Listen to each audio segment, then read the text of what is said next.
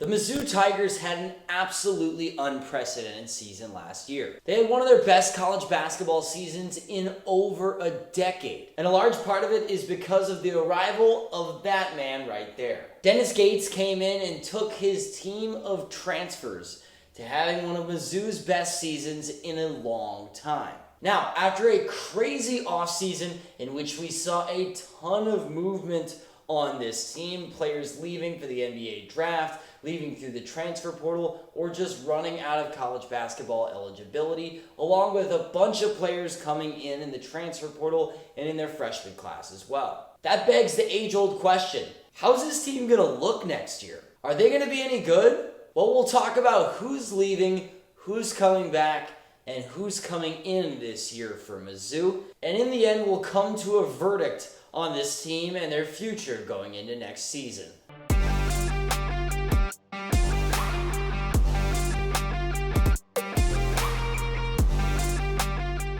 Again, if you're not that familiar with this team, just to give you a little bit of a recap of what Mizzou did last year. With their group of transfers and new head coach Dennis Gates, this team went 25-10 last season. They finished tied for 4th in the SEC, a huge improvement for this team. They entered the NCAA tournament as a 7 seed last year, played really well in their first round matchup against Utah State, but then they were upset by number 15 seed Princeton, who took college basketball by storm in March Madness, got all the way to the Sweet 16. Definitely a disappointing end to the season for Mizzou. And with that, that brings a ton of changes for this team this offseason. Let's break them down one by one. Wow, I mean, just look at this list. This is a ton of production gone for this squad. First of all, the 3 NBA guys on this team, Kobe Brown, Demoy Hodge, and Isaiah Mosley, also throwing his hat in the ring for the NBA. These guys were instrumental to this team's success, especially on the offensive end, and especially between Kobe Brown and Demoy Hodge. These two combined for nearly 30 points a game last year. They were a dynamic duo.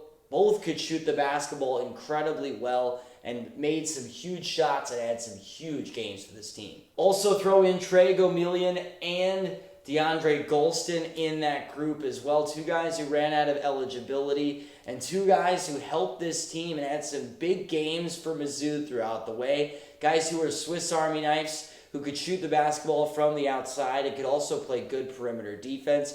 Both will be missed. Lastly, Mohamed Diarra left in the transfer portal. He's going to go play for NC State next season. This kid didn't have a ton of production for this team. However, most Mizzou fans believe in his potential, that he could be a really good big man for somebody someday.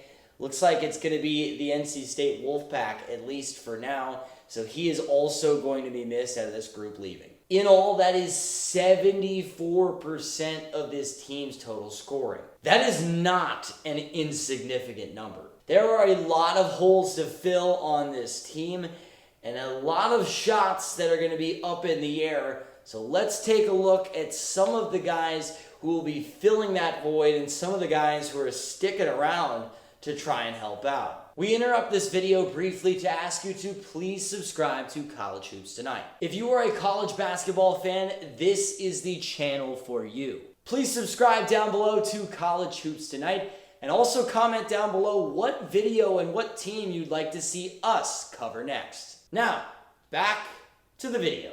Here are the main 4 returning players coming back to Mizzou this next year. The biggest one, in my opinion, is Nick Honor.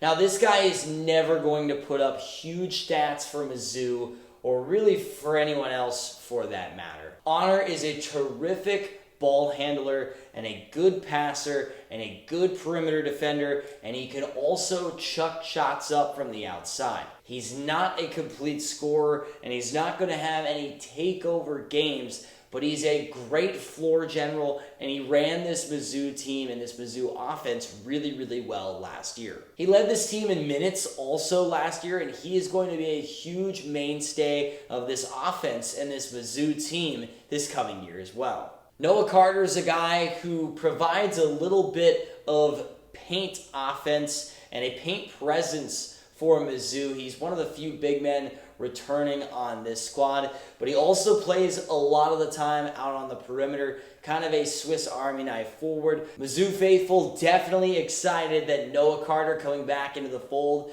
He'll definitely be starting for this team and getting a lot of minutes going into next year. Now, Sean East II also on this list as well. Coming out of the community college ranks last year, he was a really highly touted prospect. However, because of the depth and talent on this Mizzou team last year, he may not have had the biggest role or as big of a role as he would have liked. He came off the bench in nearly every game last year, and the amount of minutes he played often depended on whether or not he had it that night. If East was on his game and could provide a spark for the team offensively, he was likely going to play a good amount of minutes. If not, he might be sitting down for a lot of the game. I think East is going to have a much bigger role this coming year. I see a lot of potential in this kid. He's a lefty scorer who likes to drive and get into the paint. If he can develop that outside jumper, he could be a real threat for Mizzou. Wow, just look at this list of players coming in. Dennis Gates got to work in the transfer portal, especially this recruiting cycle, and might have done enough to balance out all of the losses this offseason. Let's roll through each player quickly to give you an idea of where he fits in on this Mizzou roster next year. Connor Vanover, the 7'5" big man out of Oral Roberts. This guy will be a defensive anchor for Mizzou next year. He can also do a little bit offensively. He's certainly a talented shooter, and he probably falls in love with the three ball a little bit too much. He's going to play a ton of the minutes at the center spot and could be that real physical presence down low that the Tigers need. John Tanji, the big scoring guard out of Colorado State. I love this guy's versatility. He could score on all three levels, and he's proved that he can do that at the college level. This guy can handle the basketball. He can put shots up from deep at an efficient rate, and he can also contend on the defensive end. He's 6'5" with long arms. I love this pickup for the Tigers as well. Caleb Grill, the fearless off guard from Iowa State. This guy fits into the Mizzou mold. He takes a lot of jump shots, and he is absolutely fearless. He is a pest defensively, and I think he'll fit really, really well into this lineup, either starting at the off guard spot or coming off the bench and playing big minutes. Caleb Grill, a nice pickup as well. Tamar Bates from Indiana, the guard forward hybrid. How hype coming out of high school has not quite lived up to it to this point.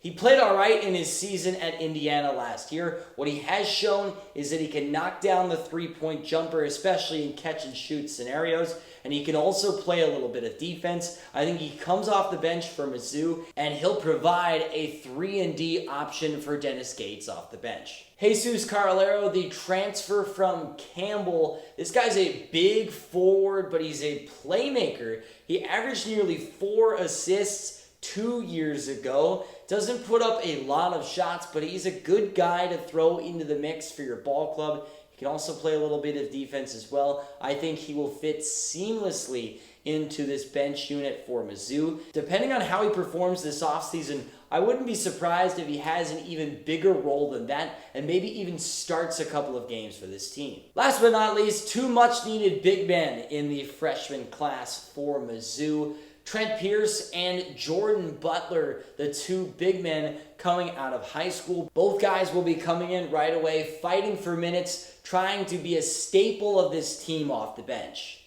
I'm not going to lie, this really reminds me of Mizzou's team last year, in where the entire team left and they basically had an entire new team come in next season. This team is really giving me similar vibes. What I will say though is that this team lacks a true alpha scorer, which all college basketball teams need, and they will be sorely missing Kobe Brown going into next year. What I will say is this will truly test the coaching prowess of head coach Dennis Gates. If he can put together another good season for Mizzou and another tournament appearance, he is truly one of the top rising coaches in all of the SEC. Speaking of the SEC, the conference is going to be loaded next year, so Mizzou is going to have their work cut out for them. The biggest thing is they're just going to have to figure out the hierarchy of this offense. I think they might even get a little bit better defensively, but they might have to change their style and their pace of play up a little bit on the offensive end. Now, I want to hear your thoughts in the comments section down below. Is Mizzou going to be a good basketball team next year?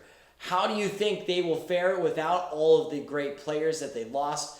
Kobe Brown, Demoy Hodge, and the others that left out the door. Also, who do you think will be the alpha of this squad offensively? Who's going to be taking the majority of the shots? And who's going to be this team's leading scorer? If you made it this far in the video, thank you so much for watching. If you haven't already, please subscribe down below to College Hoops Tonight. If you've already subscribed, thank you so much for watching the video. I hope you enjoyed, and we will see you in the next one.